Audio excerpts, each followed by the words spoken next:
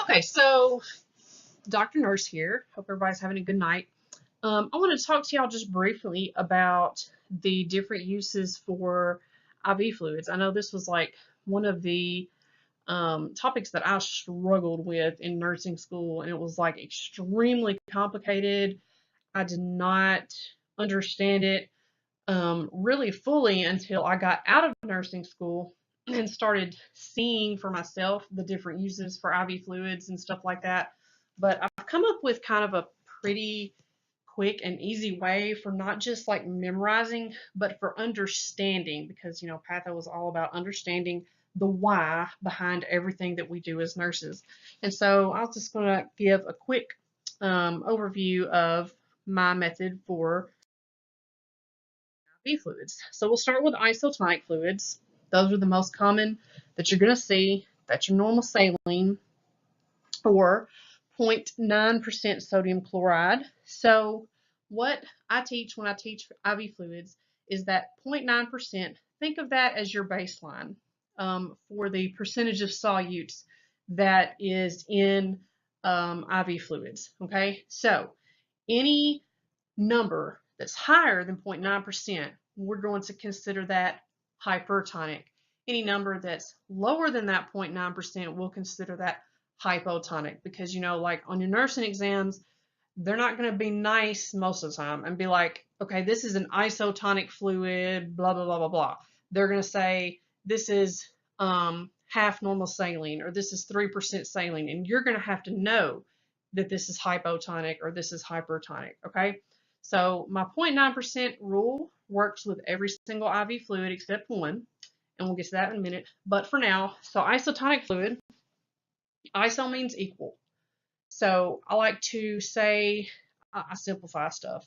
So when I say isotonic fluid, you know that the concentration of the stuff that's within the fluid, which are the solutes, which if we're talking about sodium chloride, the stuff is sodium and chloride, okay? So the percentage of what's in that type of fluid, that isotonic fluid, is equal to that of what is in your serum, okay? So what that means for the patient is that IV fluid is going to replace intravascular losses. It's going into the intravascular space and it's staying in the intravascular space. So we use isotonic fluid, we use normal saline to replace lost volumes in emergency situations. So people come in severely dehydrated or hypovolemic, or in the early stages of hypovolemic shock or septic shock, or they've hemorrhaged and they're bottoming out their blood pressure. We're just going to run in normal saline. And I've mentioned lactated ringers. It is also considered isotonic fluid. Lactated ringers, you'll see that used a lot in your post-op patients because we lose blood in surgery, right? And lactated ringers has a really close percentage of electrolytes as your blood. So they use LR, a lot in surgery to replace those losses. Now, the only thing about LR is post-op, like when the patient gets up to the floor or when the patient gets up to SI or whatever, it's time really for that LR to come down because, excuse me, because lactated ringers can actually make someone very alkalotic if it continues to run for a very long time. But long story short, so we talked about isotonic. Long story short, the fluid is going in the intravascular space and it's staying there because everything is equal. ISO means equal. All right, so hypertonic. So talked about, that percentage. So you see my examples there are higher than that 0.9%. So 3% sodium chloride or 3% normal saline, D5 normal saline or dextrose 5% with normal saline. These are considered hypertonic solutions. So the concentration of what's in that fluid is higher than that of what is in your serum. And the stuff there is going to be sodium. So there's more sodium in that 3% normal saline. And the D5, obviously there's more dextrose than what's in your serum. So that makes those solutions hypertonic. Now, when you give someone a hypertonic solution, that means we are now making their serum more concentrated than it was before, right? And where does fluid go? It goes from places of lower concentration to places of higher concentration. Because remember, we are increasing the serum osmolality, which basically means we're making that serum have a pulling power. It's going to start attracting more fluid. So where does it get that fluid from? It gets it from the cells. So when you give a patient hypertonic fluid, you are potentially going to create an intravascular fluid volume overload. So those are some things you need to watch for. When do we use hypertonic fluid? Well, in head injury patients. All right, so our head injury patients, we're always concerned with cerebral edema. And what is cerebral edema? Well, it's swelled up cerebral cells, okay? So we use that hypertonic solution to pull fluid out of those cells and into the intravascular space. We use hypertonic solution to correct severe hyponatremia, okay? In that case, we would use 3% sodium chloride, or to correct severe hypoglycemia. In cases of NPO and such like that, we would use maybe D5 normal saline.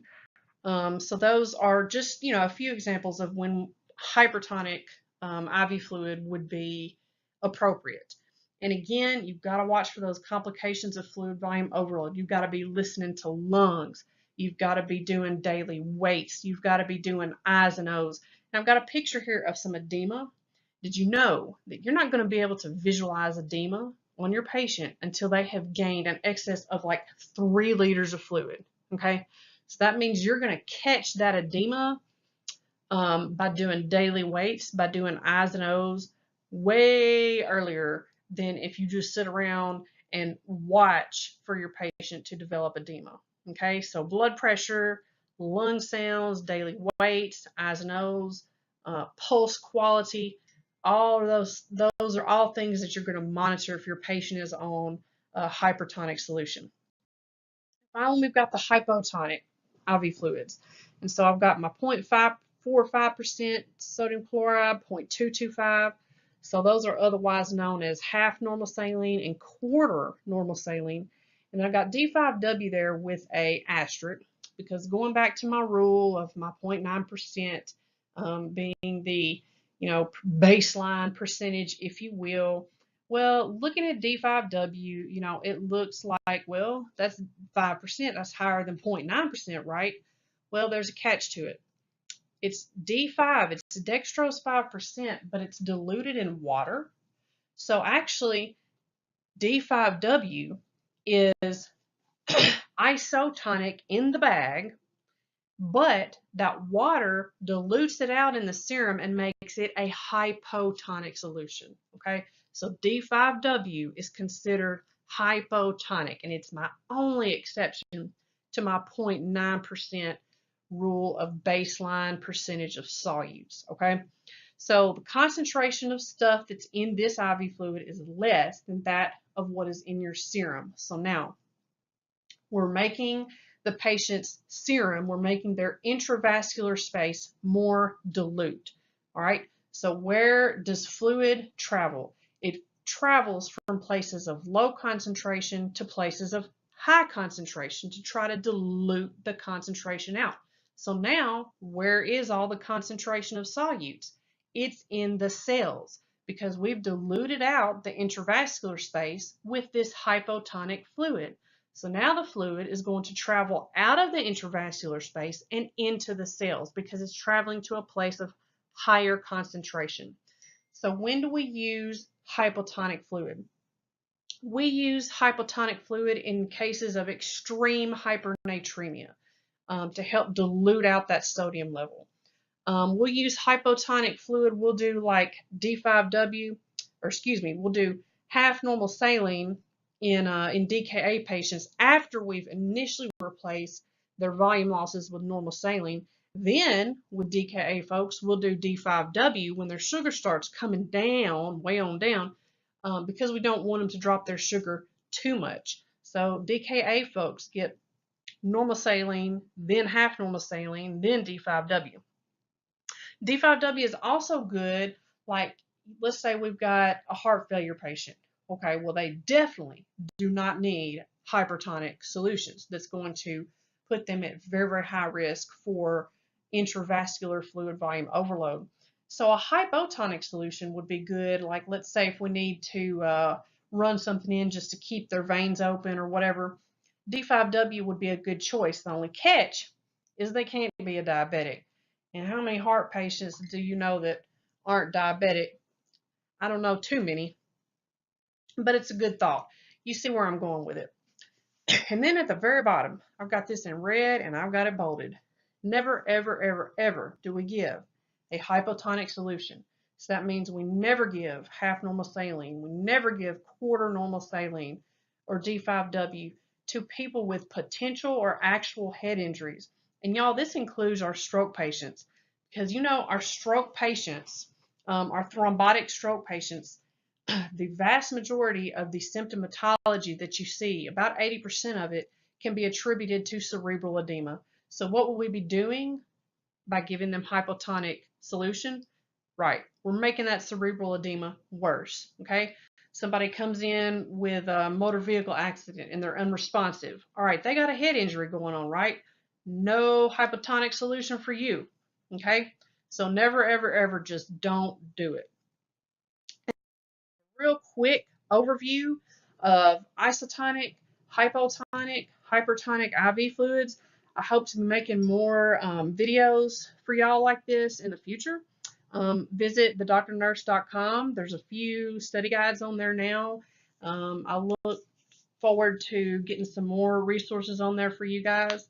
And again, just thank you all for listening. This is the Dr. Nurse.